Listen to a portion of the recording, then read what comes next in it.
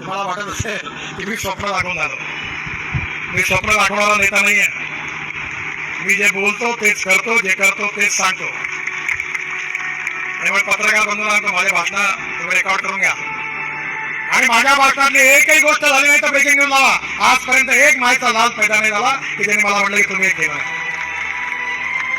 हे होणार आहे. हा देश बदलणार आहे. गरिबी दूर होणार आहे. स्मार्ट सिटी नाही तर स्मार्ट विलेज होणार आहे. तरुण मुलांच्या हाताला रोजगार मिळणार आहे. $5 ट्रिलियन इकॉनॉमी बनणार आहे. आणि हा देश विश्वगुरु बनणार आहे.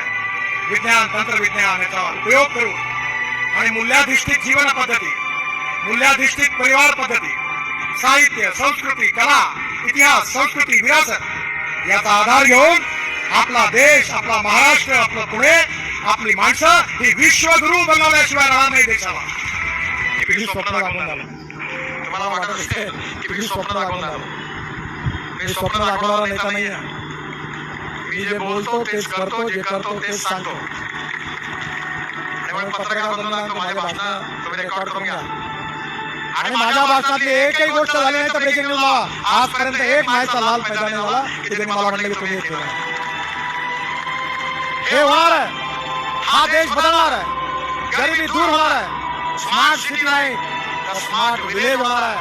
तरुण मुलांच्या हाताला रोजगार मिळणार आहे. $5 ट्रिलियन इकॉनॉमी बनणार आहे. आणि हा देश विश्वगुरु बनणार आहे.